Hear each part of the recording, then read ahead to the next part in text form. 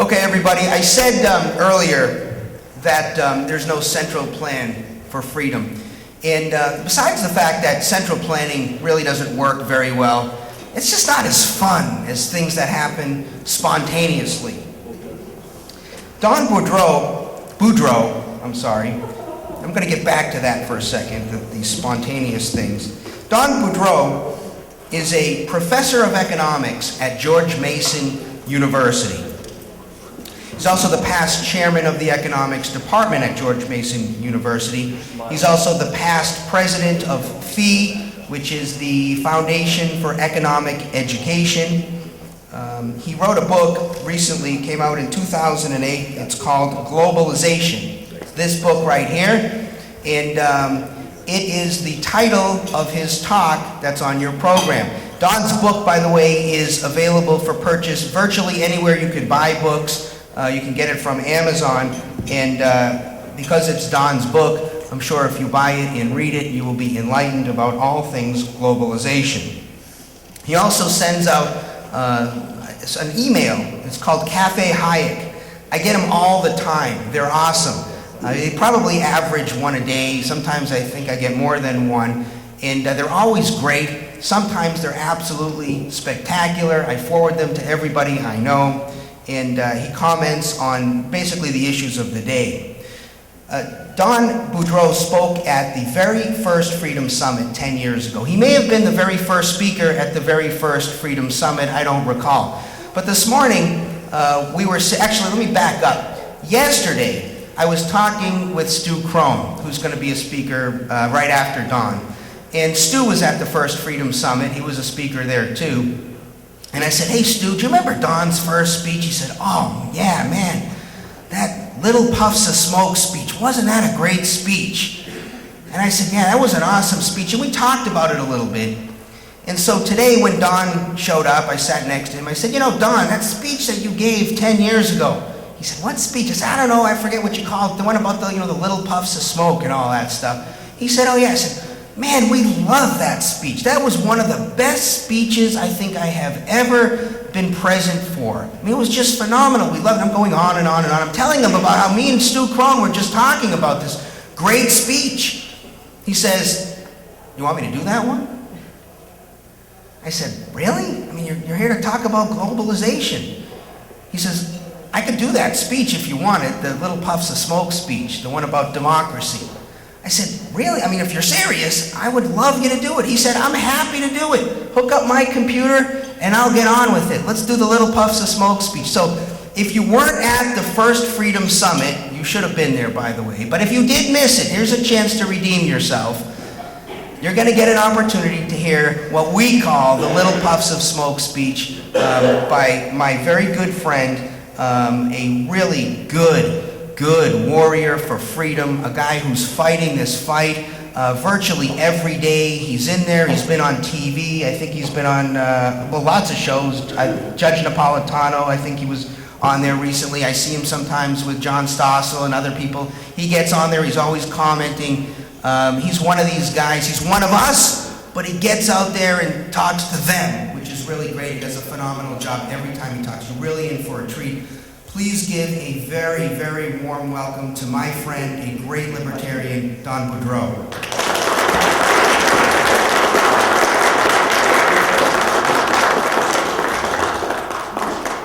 Thanks, Mark. It's a pleasure to be back. It's been, 9 years ago that I delivered a talk at the first Freedom Summit. I was 12 back then. I've aged a bit since. Actually, that's not true. I was 20. It's going to be hard to live up to the billing for that speech, but it's not as remarkable as Mark makes it out. It's not like I gave that speech 9 years ago and never since.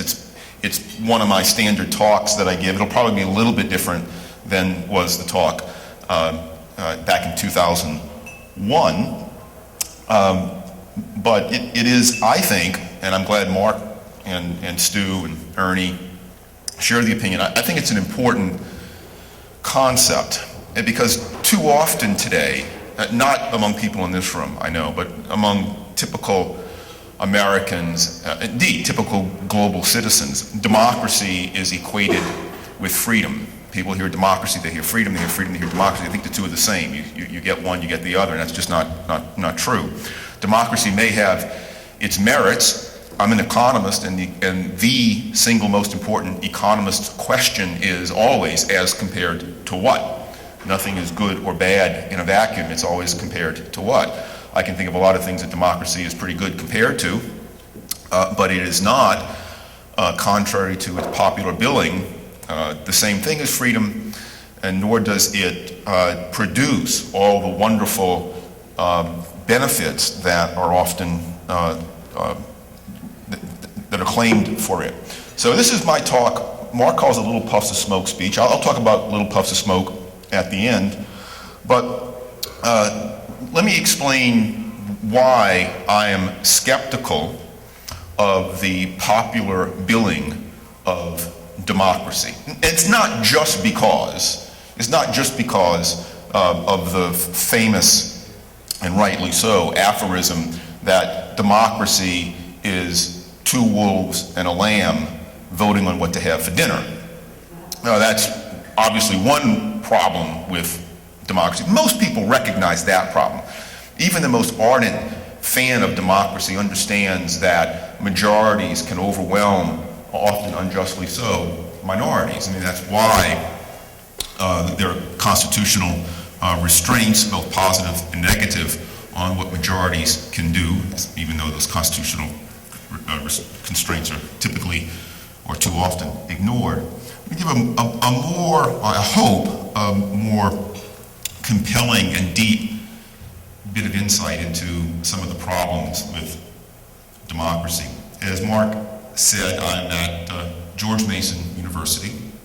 George Mason is home to Professor James Buchanan. He's now retired, but Jim Buchanan won the Nobel Prize in Economics in 1986. And he won the Nobel Prize in Economics largely for being a pioneer in the material that I'm going to share with you this morning.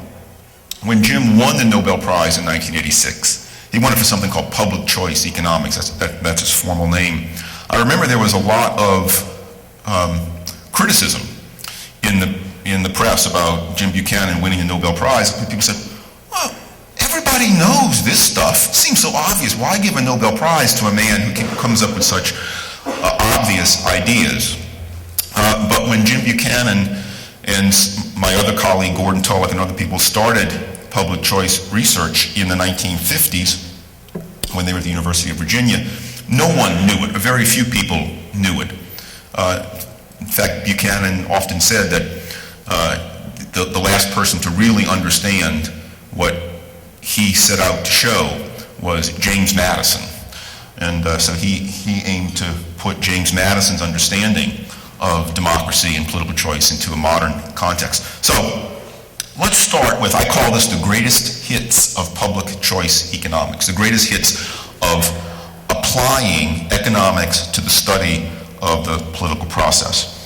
And let me show you the first one. This actually comes from a man named Kenneth Arrow, who was another Nobel Prize winning economist, although by no means a libertarian, but it's an important insight. And there are two ways to make choices. We can make choices individually. So it's about breakfast time. So let's say we want to have breakfast. And I have, say I work fast. I have myself, Mark, and Ernie up here. We're a little society, the Don, Mark, Ernie country. And the menu has three choices for breakfast: an apples dish, a bananas dish, and a cantaloupe dish. And so we all three walk into the restaurant, and one way we can choose, something. Okay, what do I do? How do I keep that going up here? All right, well, I'm deducting this from my time. Sorry about that. Well, one way we can choose is we can go in the restaurant and I can choose what I want, Mark can choose what he wants to eat, Ernie can choose what he wants to eat. I don't have to eat what they eat, they don't have to eat what I eat, and we're all fine. But that's an old-fashioned way of making choices. That's not progressive. Let's let's do it the progressive democratic way. Let's figure out what the will of the people is, right? So we have three choices: apples, bananas, and cantaloupe. The way I have them ordered up here is from top to bottom. So I prefer apples to bananas and bananas to cantaloupe. Mark prefers cantaloupe to apples and apples, and so on. So if we have let's vote to see what the people want, and then we'll order that collectively. Right? Well, if we do that, what wins? Apples gets a third of the vote, cantaloupe gets a third of the vote, banana. We got to figure out some way to come up with a majority winner.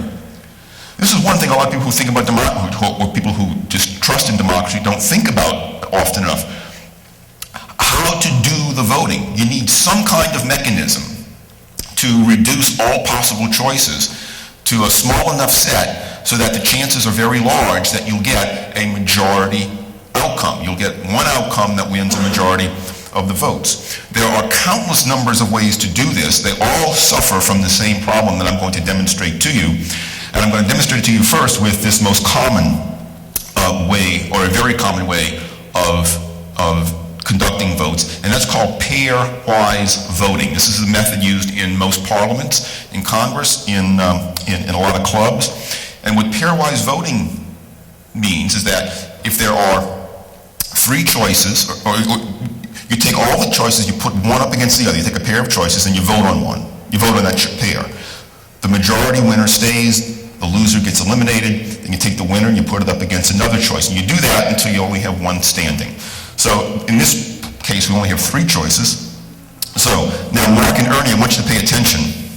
Or maybe someone can, Ernie, you're going to pay attention and Mark's going to pay attention. All right, so let's do apples versus bananas. All right, I'm going to vote for apples because I prefer apples over bananas. Mark's going to vote for apples because he prefers apples over bananas. Ernie's going to vote for bananas because he prefers bananas over apples. Apples get 2 votes, bananas get 1 vote. Bananas are eliminated. We now put the winner, apples, up against cantaloupe. I vote for apples. Mark votes for cantaloupe. Ernie votes for cantaloupe. Apples is eliminated. Cantaloupe's the winner. Any other choices? No.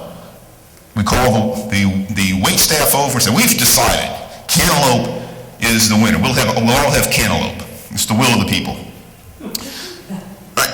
But suppose I had started the voting not with apples versus bananas, but with, say, cantaloupe versus bananas. Well, I vote for bananas. Mark votes for cantaloupe. Ernie votes for bananas. Bananas wins. Cantaloupe is out. Now we go apples versus apples versus bananas. Apples will win.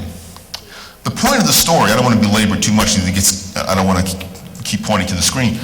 The point of the story is that what economics has shown over the past 60 years is that no matter what voting rule you use, no matter what method of voting you use, the outcome of the voting process will always have a huge degree of arbitrariness in it. It will always reflect to a large degree not the preferences of the voters, but instead the manner in which the vote is taken. Remember, the idea of democracy is that the voters go into the voting booth, they have their preferences. Those preferences may be agreeable or not, may be right or wrong in your opinion, but democracy discovers the will of the people and implements it.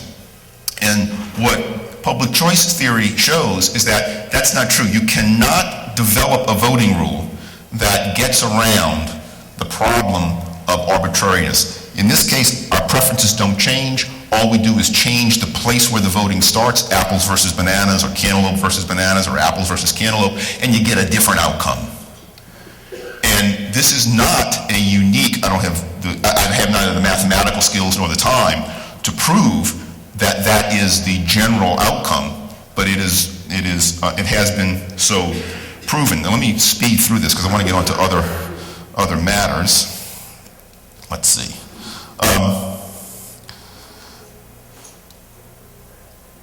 Another problem with voting that most people ignore is that even putting aside the one we just saw, it registers only the order of someone's preferences and not the intensity of those preferences.